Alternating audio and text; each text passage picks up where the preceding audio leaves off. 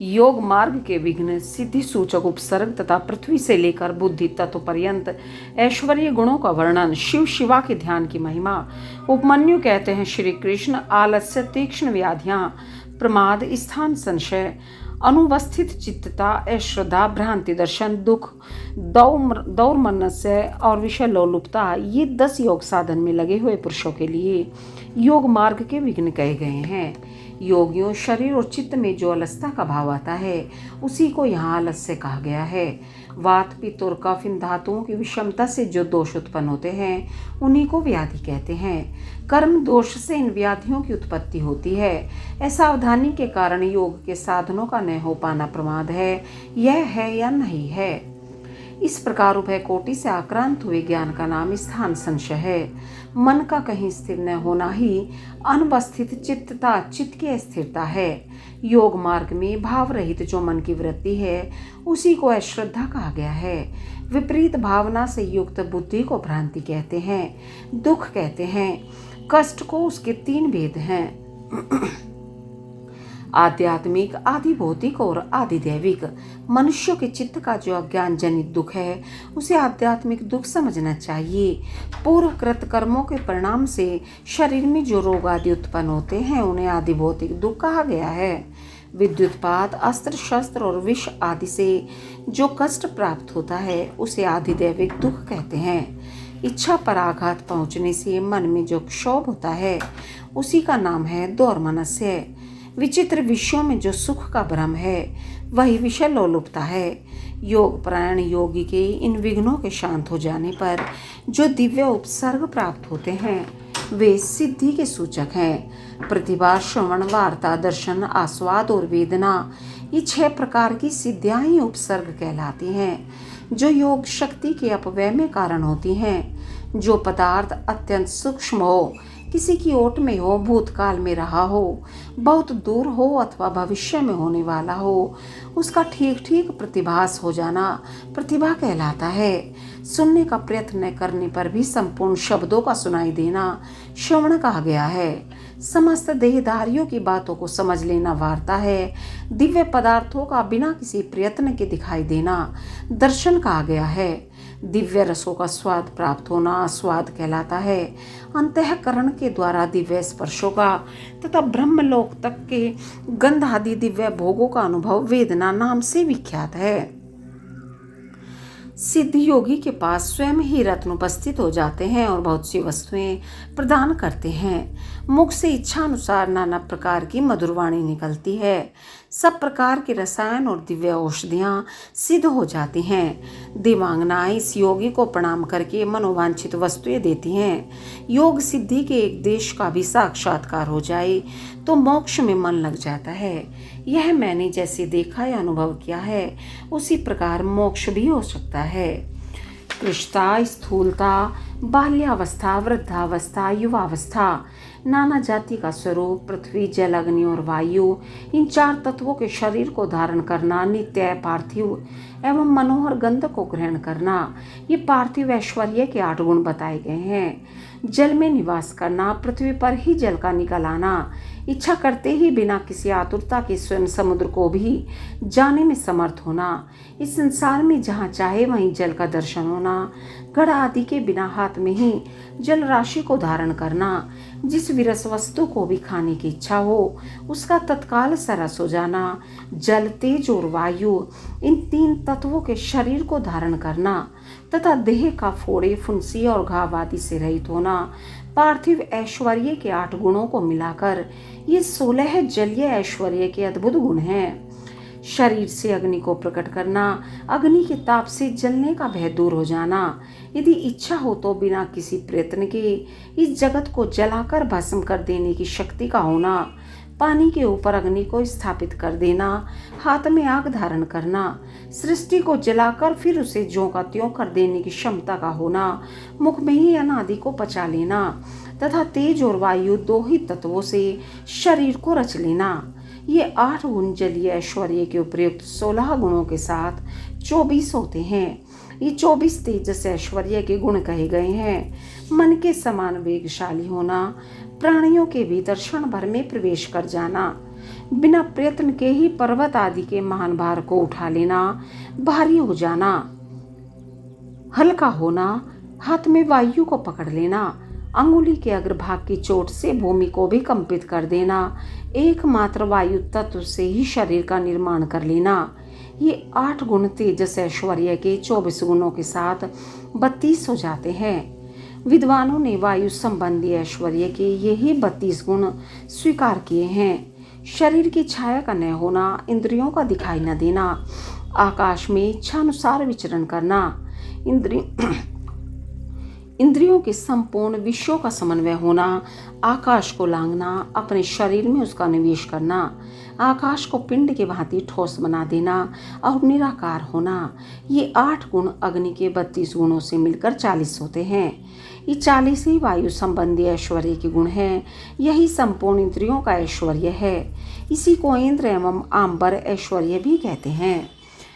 इच्छानुसार सभी वस्तुओं की उपलब्धि, जहाँ चाहे वहाँ निकल जाना, सबको अभिभूत कर लेना, संपूर्ण गूढ़ अर्थ का दर्शन होना, कर्म के अनुरूप निर्माण करना, सबको वश में कर लेना, सदा प्रिय वस्तु का ही दर्शन होना और एक ही स्थान से संपूर्ण संसार का दिखाई देना, ये 8 गुण पूर्वोक्त इंद्रिय संबंधी ऐश्वर्य गुणों से मिलकर 48 होते हैं।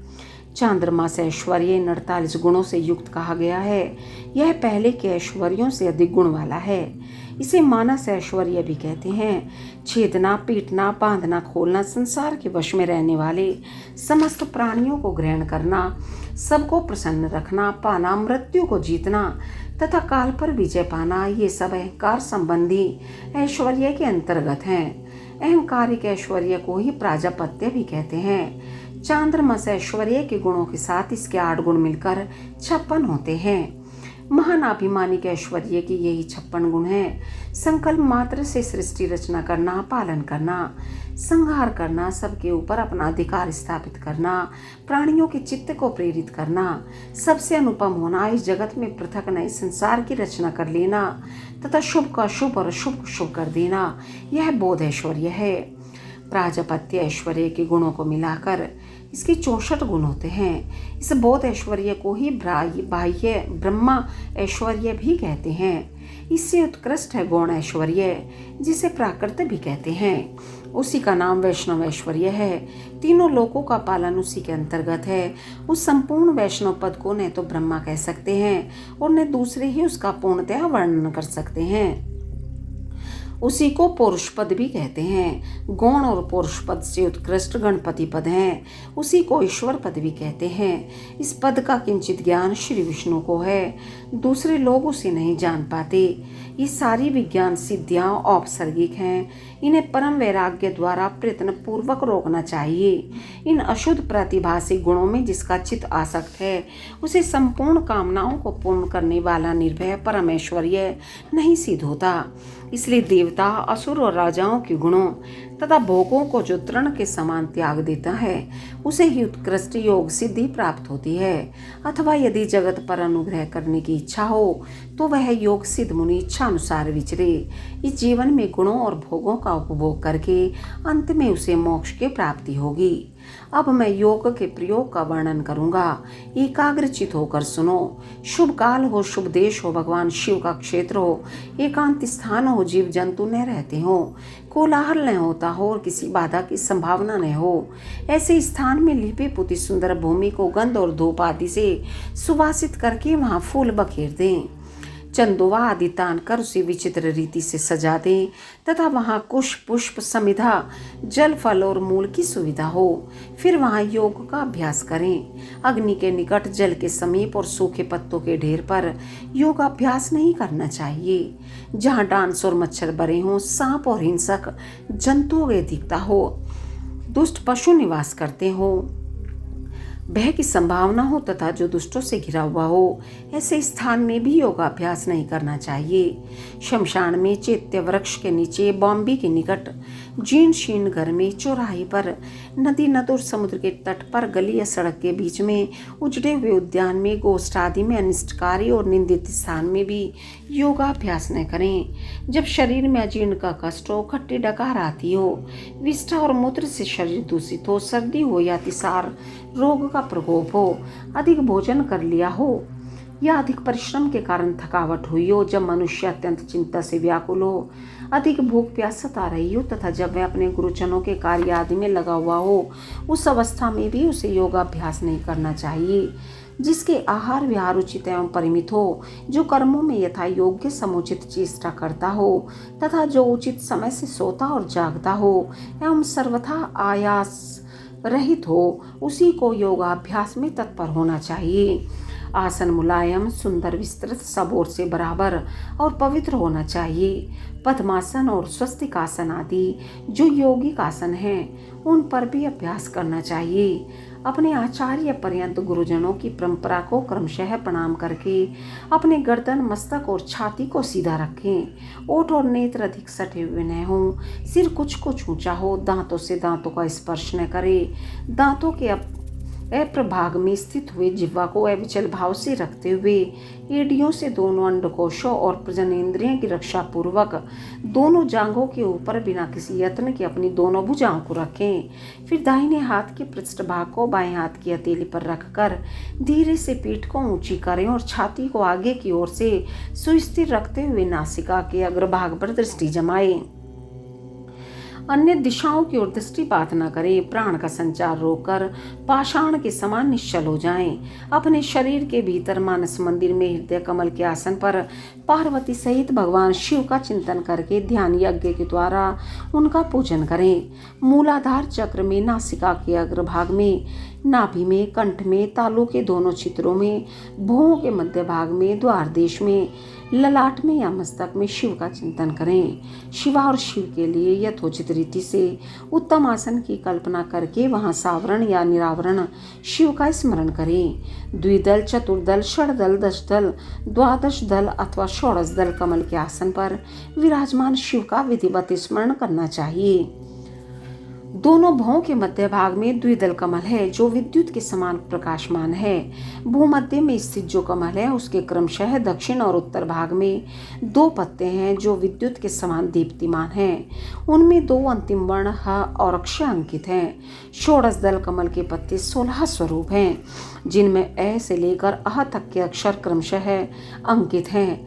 यह जो कमल है उसकी नाल के मूल भाग से 12 दल प्रस्फुटित होते हैं जिनमें क से लेकर ठ तक के 12 अक्षर क्रमशः अंकित हैं। सूर्य के समान प्रकाशमान इस कमल के उन 12 दलों का अपने हृदय के भीतर ध्यान करना चाहिए। तत्पश्चात गोदुग्ध के समान उज्ज्वल कमल के 10 दलों का चिंतन करें। उनमें क्रमशः ड से लेकर फ तक के अक्षर अंकित हैं। इसके बाद नीचे की ओर दल वाले कमल के 6 दल हैं जिनमें ब से लेकर ल तक के अक्षर अंकित हैं। इस कमल की कांति धूम रहित अंगार के समान है। मूलाधार में स्थित जो कमल है उसकी कांति स्वर्ण के समान है। उसमें क्रमशः व से लेकर स तक के 4 अक्षर 4 दलों के रूप में स्थित हैं। इन कमलों में से जिसमें ही अपना मन रमे उसी में महादेव और महादेवी का अपना धीर बुद्धि से चिंतन करें।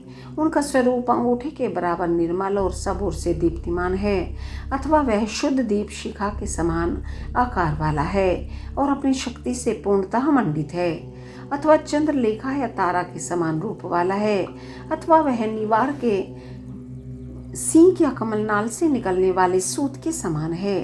कदम्ब के गोलक या ओस के कण से भी उसकी उपमा दी जा सकती है। वह रूप पृथ्वी आदि तत्वों पर विजय प्राप्त करने वाला है।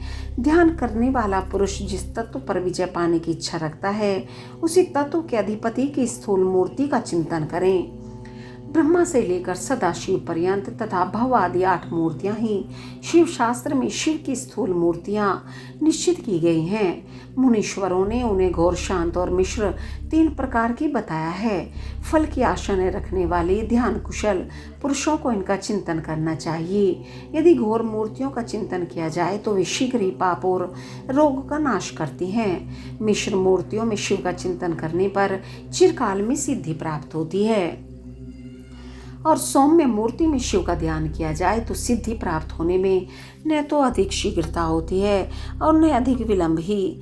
सौम्य मूर्ति में ध्यान करने से विशेषतः मुक्ति, शांति एवं शुद्ध बुद्धि प्राप्त होती है।